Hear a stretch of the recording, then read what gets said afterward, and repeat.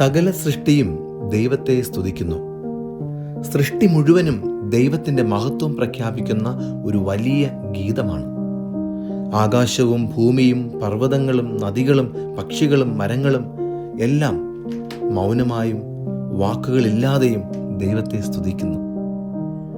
ആകാശം ദൈവത്തിൻ്റെ മഹത്വം പ്രഘോഷിക്കുന്നു, വാനവിധാനം അവിടുത്തെ കരവേലയെ വിളംബരം ചെയ്യുന്നുവെന്ന് 19 സങ്കീർത്തനം 1 വാക്യത്തിൽ നാം കാണുന്നു.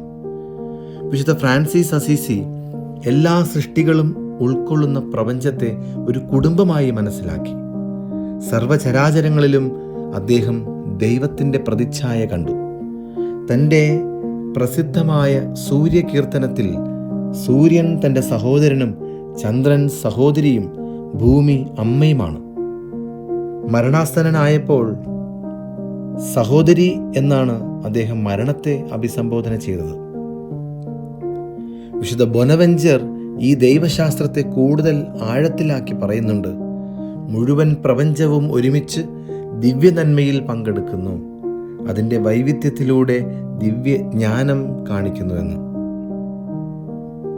വിശുദ്ധ ഫ്രാൻസിസ് അസീസിക്ക് സൃഷ്ടി നമ്മെ ദൈവത്തിലേക്ക് നയിക്കുന്ന ഒരു ഗോവണിയായിരുന്നു.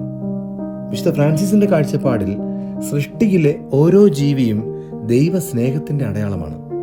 അതുകൊണ്ടാണ് അദ്ദേഹം മൃഗങ്ങളോടും പക്ഷികളോടും പോലും സ്നേഹത്തോടെ സംസാരിച്ചത്. ഇന്നത്തെ ലോകത്ത് പ്രകൃതി ചൂഷണം ചെയ്യപ്പെടുകയും നശിപ്പിക്കപ്പെടുകയും ചെയ്യുന്നു. എന്നാൽ സൃഷ്ടിയെ നശിപ്പിക്കുന്നത് ദൈവത്തിൻ്റെ കരവേലയെ നശിപ്പിക്കുന്നത് പോലെയാണ്. സങ്കീർത്തകൻ നമ്മെ ഓർമ്മിപ്പിക്കുന്നുണ്ട്, ഭൂമിയും അതിലെ സമസ്ത വസ്തുക്കളും ഭൂതലവും അതിലെ നിവാസികളും കർത്താവിൻ്റെതാണ്. 24 സങ്കീർത്തനം 1 വാക്യം.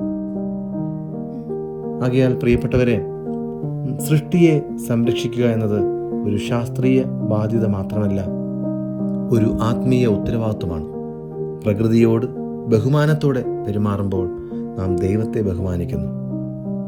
ഈ നോമ്പുകാലത്തിൽ നമ്മുടെ ജീവിതം തന്നെ ഒരു സ്തുതിഗീതമാക്കി മാറ്റാം. വാക്കുകളിലൂടെ മാത്രമല്ല, സൃഷ്ടിയെ സ്നേഹിക്കുകയും കാത്തുസൂക്ഷിക്കുകയും ചെയ്യുന്ന പ്രവൃത്തികളിലൂടെയും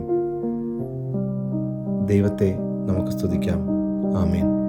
നാഥനോടൊപ്പം ആത്മനാഥനോടൊപ്പം